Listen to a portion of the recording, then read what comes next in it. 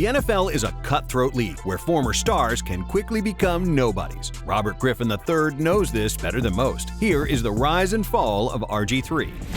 Griffin was born in a place where football was nothing more than an afterthought and into a family with much different priorities. RG3 was born in Okinawa, Japan, where his parents, Robert Griffin Jr. and Jacqueline, were stationed as U.S. Army sergeants. He spent the early part of his life there before bouncing around a few places. The family moved to Fort Lewis near Tacoma, Washington, then to New Orleans, before finally settling in Copperas Cove, Texas, after retiring from the military. While it was difficult constantly moving at such a young age, growing up in a military family helped instill the values of discipline, hard work, and dedication into a young RG3. For RG3, by the time he was in middle school, it became clear that sports could one day be his ticket out of Copperas Cove. And for Griffin, this ticket didn't necessarily have to involve football. In high school, he was a three-sport athlete, starring on Copperas Cove's football, basketball, and track team. While Griffin loved football and basketball, he really excelled at track. As a junior, he was rated the #1 high school 400-meter intermediate hurdler in the country and tied for first as a 110-meter sprint hurdler. He also broke Texas state records in the 110-meter and 300-meter hurdles, on his way to being named Gatorade Texas Boys Track and Field Athlete of the Year. RG3 relied on this insane speed and athleticism on the gridiron. In his junior and senior seasons, he threw for a combined 3,357 yards and 41 touchdowns, while rushing for 2,161 yards and 32 touchdowns. Defenses had no answer for him, as he could beat them on the ground or through the air. He was a consensus 4-star recruit, and Rivals.com ranked him as the nation's 4th best dual-threat quarterback. When it came time to choose a college, RG3 had a handful of Power 5 teams just begging him to go there. He narrowed down his list to a few Big 12 schools in Baylor, Nebraska, and Kansas, and also Tennessee from the SEC, before finally deciding to stay in state and attend Baylor. From the moment RG3 arrived in Waco, he had a chance to prove himself. While a lot of freshman quarterbacks at Power 5 schools either redshirt or serve as a backup, Griffin, as a freshman, started 11 of 12 games. Baylor's early belief in Griffin paid off as he won Big 12 Offensive Freshman of the Year. RG3's sophomore season didn't go nearly as smoothly. In Griffin's 3rd game of the season, he tore his ACL against Northwestern State in what was supposed to be essentially a warm-up game for the rest of the year.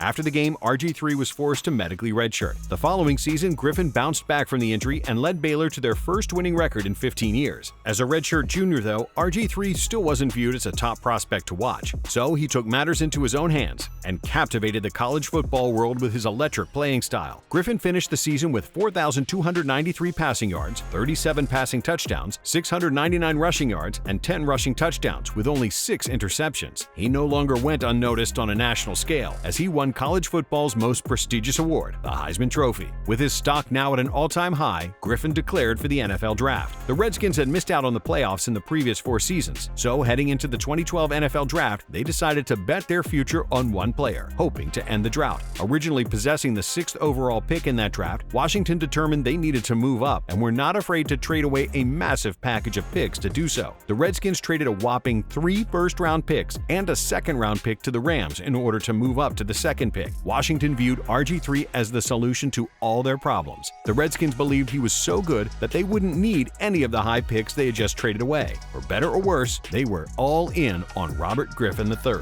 Having given up a king's ransom to get him, the Redskins weren't going to waste any time for Griffin to develop. He was immediately a starter and asked to carry the team. At first, based on how his debut went, he seemed up to the task. In Week 1, RG3 torched the Saints, finishing with 320 passing yards and 42 rushing yards. He was named NFC Offensive Player of the Week, becoming the first rookie QB in NFL history to receive the honor in their debut game. Griffin built off this fast start by stringing together 3 consecutive impressive performances in the following weeks. In those games, RG3 averaged over 300 total yards of offense, with 250 through the air and 64 on the ground. He was named NFL Offensive Rookie of the Month for September. After suffering a concussion in Week 5, RG3 showed zero sign of slowing down in Week 6, gashing the Vikings for 138 rushing yards while also completing 17 out of 22 passes. While Griffin continued to excel, his team was struggling mightily and sat at 3-6. Week 11 against the Eagles was a must-win for Washington, as one more loss would likely knock them out of the playoffs. So what did the young QB do? RG3 became the first rookie in NFL history to pass for more than 200 yards and 4 touchdowns while rushing for more than 75 yards in a single game. He also became the youngest player in league history to achieve a perfect passer rating in a game. Inspired and led by Griffin, the Redskins finished their regular season on a 7-game winning streak, miraculously qualifying for the playoffs for the first time since 2007. The only thing bringing DC down to reality during this crazy run was RG3's health. He left the game in Week 14 on the final drive of the fourth quarter after twisting his right knee, and ended up missing Week 15 because of the injury. Even though he played in both of their final regular season games, before their wild card matchup with the Seahawks, rumors began to swirl regarding Griffin's health. It was reported that RG3 had not been medically cleared to play following that Week 14 injury, but the Redskins were adamant that Griffin was good to go. Trailing by 7 in the fourth quarter of that wild card game, RG3 stood in shotgun formation as he received a low snap. Griffin made a move to pick up the ball before taking an awkward couple of steps and collapsing in a heap of pain. As the Seahawks recovered the ball and RG3 rolled around the ground in agony, it was clear that his season was over. He had torn his ACL and LCL. Ahead of his second season, the football world waited anxiously to see if RG3 could return to form after suffering such a serious injury. He was coming off such a spectacular season in which he won the NFL Offensive Rookie of the Year and set records for highest passer rating by a rookie quarterback at 102.4 and the highest touchdown to interception ratio at 4-1. Griffin was even named to the Pro Bowl before being replaced due to injury. With Washington expecting him to pick up right where he left off, there was still plenty of debate about whether or not he would be ready for the season opener. But RG3 was determined to play, saying all in for Week 1 throughout that offseason. After not taking a single preseason snap, Griffin still suited up for the 2013 season opening as the starter. In the first 3 games, he showed no signs of rust with his passing, averaging 325 passing yards per. However, RG3 just didn't look like himself out there. What had made him so dynamic was his ability to beat teams with his throwing and running. But in those 3 games, Griffin only averaged 20 rushing yards per game. Either he or the Redskins didn't fully trust his knee yet, and as a result, Washington went winless in those games. The Redskins bounced back, winning 3 of their next 5 games, and the fans began to have flashbacks of the previous year. Except this time, there was no second half of the season magic, and Griffin never seemed to find his groove. Washington lost its final 8 games, and RG3 was benched for the final 3, as his head coach Mike Shanahan claimed it was to have him fully healthy for the offseason. In 2014, RG3 came into year 3 with the mindset of proving his rookie season was more than a fluke. He was optimistic after being healthy for an entire offseason for the first time in his professional career. But that confidence soon faded after a Week 1 loss to the Texans in which he rushed for only 2 total yards, as the Redskins were held to 6 points. Then, in Week 2 against the Jaguars, Griffin in the first quarter made a throw on the run while falling into his sideline. His foot landed in the wrong position and he had to be carted off the field. It was a dislocated ankle that would keep him out all the way until Week 9. In his first 3 games back from injury, RG3 struggled, and the Redskins lost each game. So Washington benched him for Colt McCoy, who wound up getting hurt himself, thus giving the job back to RG3. Griffin finished the season with a 2-5 record as a starter, with one of those wins coming in a game where he played less than 3 total minutes. Whether it was fear or lack of ability, RG3's mobility was shot. He averaged less than 20 rushing yards per game that year.